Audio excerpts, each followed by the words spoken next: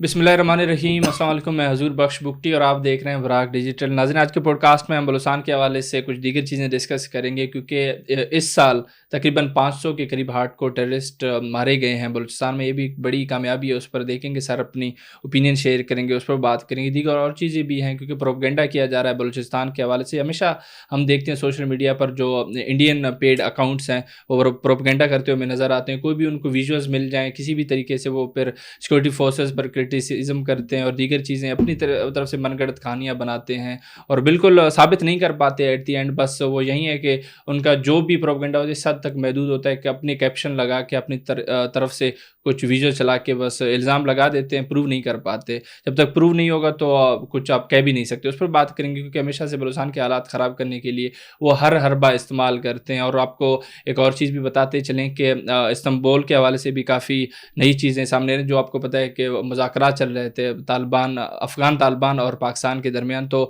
Cease fire کو لے کر کچھ نئی چیزیں سامنے ہیں، اس پر بات کریں گے، سر کی رائے جانیں گے۔ ساری چیزوں پر بات کرنے کے لیے میرے ساتھ اسٹوڈیو میں موجود ہے عبداللہ خان صاحب، ہم سے بات کرتے ہیں۔ سر خوش آمدید۔ السلام علیکم۔ وعلیکم السلام۔ سر سب سے پہلے تو آپ اس چیز پر بات کریں، جو ابھی مذاکرات ہو رہے ہیں افغانستان طالبان اور پاکستان کے درمیان استنبول میں، خبریں یہی آ رہی ہیں کہ جو سیز فائر ہے اس کی جو مدت ہے اس کو توسیع دی گئی ہے۔ میں چاہتا ہوں اس پر آپ بات کریں۔ دیکھیے 25 سے 30 تاریخ تک بڑے جو ہے نا وہ ٹینس مذاکرات ہوئے اور کئی راؤنڈ ہوئے۔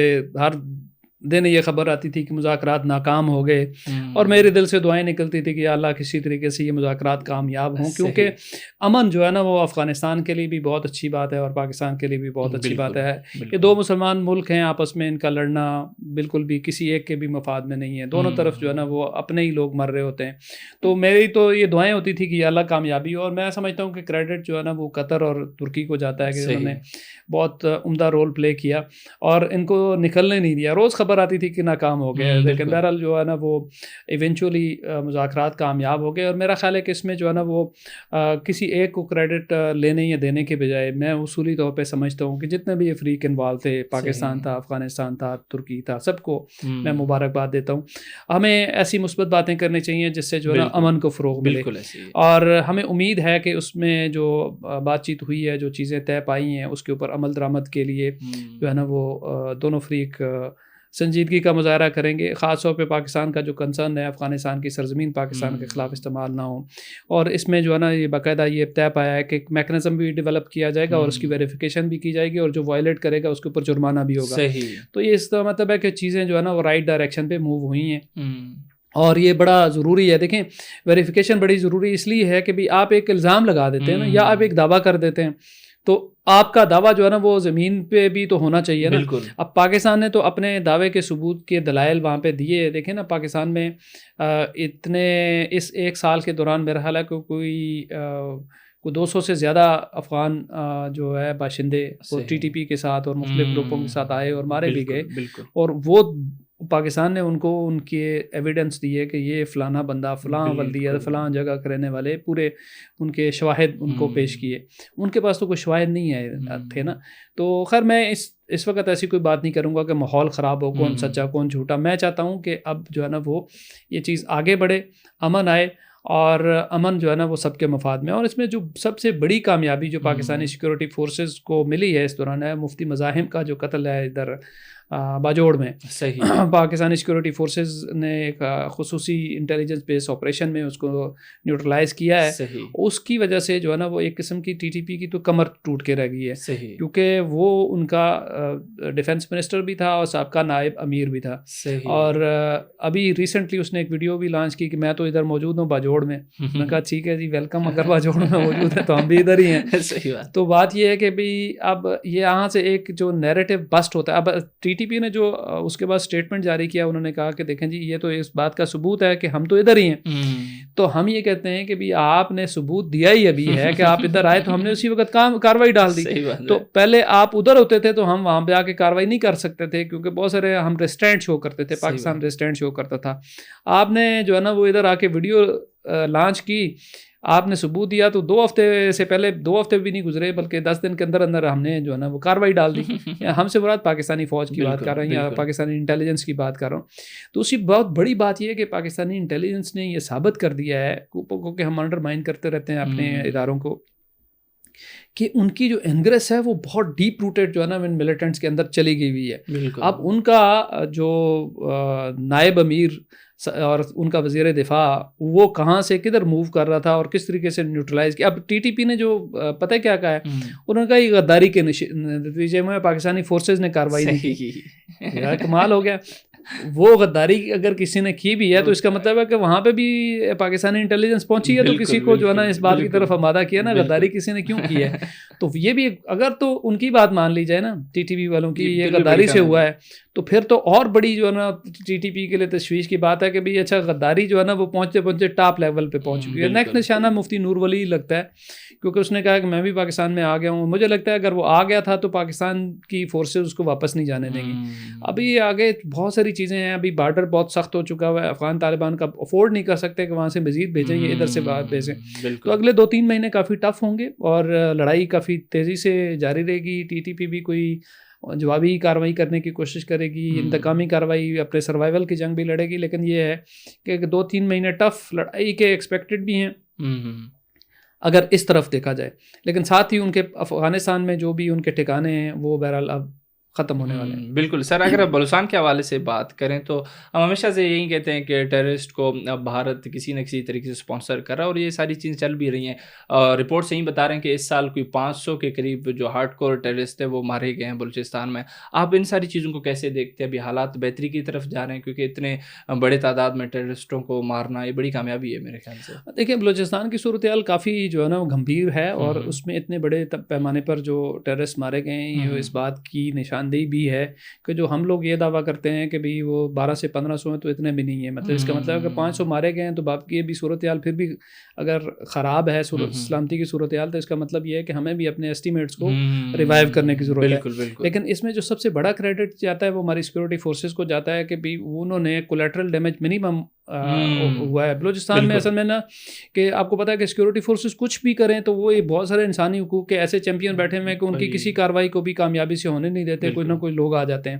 تو ابھی آپ دیکھیں نا کولیٹرل ڈیمیج کا کوئی اتنے بڑے پیمانے پر 500 اگر ہارڈ کور ٹیررسٹ مارے گئے ہیں تو کولیٹرل ڈیمیج کیا ہے؟ کولیٹرل ڈیمیج لازمی طور پہ ہوتا ہے. اس کو جسٹیفائی تو کوئی نہیں کر سکتا لیکن ہوتا ہے. جہاں جنگ لگتی ہے لوگ نشانہ بنتے ہیں.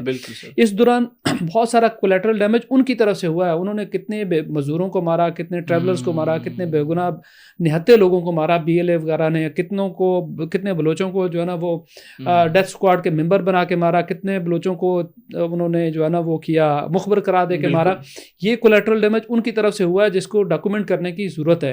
اور لیکن یہ ہے کہ سیکورٹی فورسز نے جو ہے نا میکسیمم ریسٹرینٹ شو کیا ہے. ایک جنگ جاری ہے وہاں پہ, ایک لڑائی سروائیول کی جاری ہے اور میرا خیال ہے کہ اس کے بڑے اثرات مرتب ہوں گے آگے.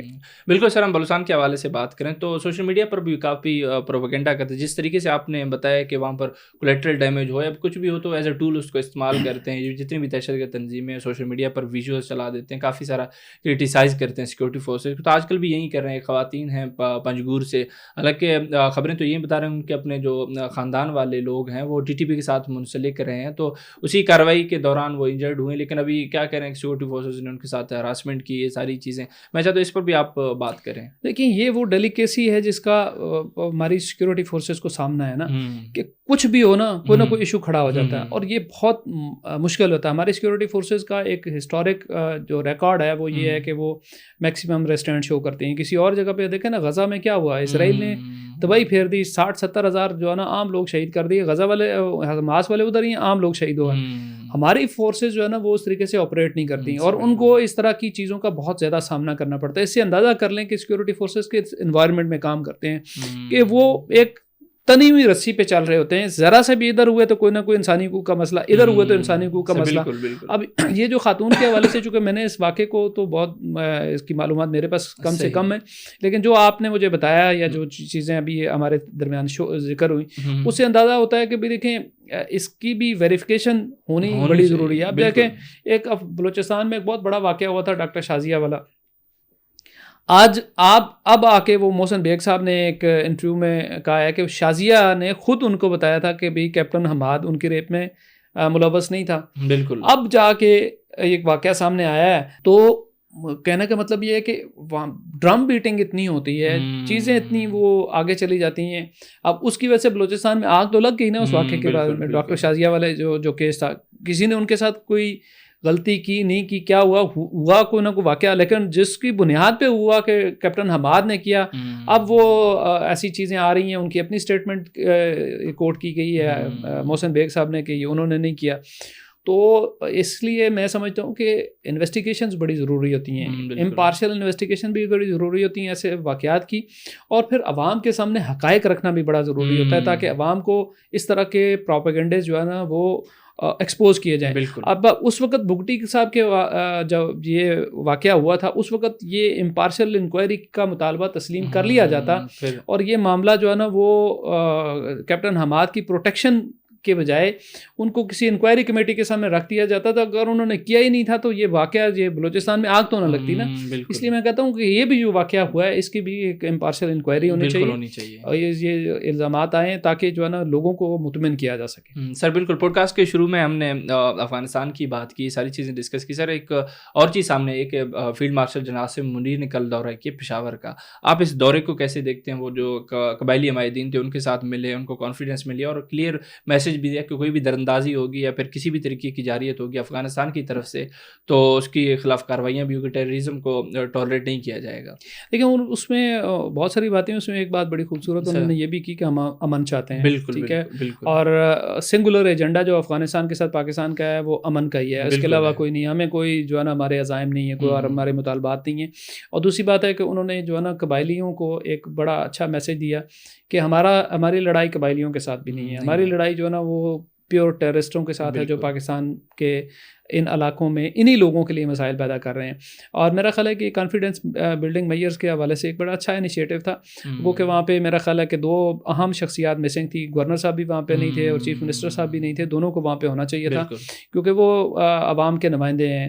خاص طور پہ چیف منسٹر چونکہ الیکٹڈ وہ ہیں, ریپرزنٹیٹیو ہیں, مجھے نہیں پتا ان کو انویٹیشن تھی نہیں کی تھی, لیکن اگر وہ دونوں ہوتے نا تو وہ اور زیادہ جو ہے نا اس کا امپیکٹ اچھا ہوتا. نیورتھلیس یہ لوگ بھی وہاں کے مقامی لوگ ہیں, اور ابھی اس کو ڈسکریڈٹ کرنے کی کیمپین بھی جو ہے نا وہ سب نیشنلسٹوں کی طرف سے شروع ہو چکی ہے. جی یہ نمائندہ لوگ نہیں تھے, نمائندہ پھر دوسرے ٹی ٹی پی والے رہ جاتے ہیں, ان کو بلا لیتے ہیں.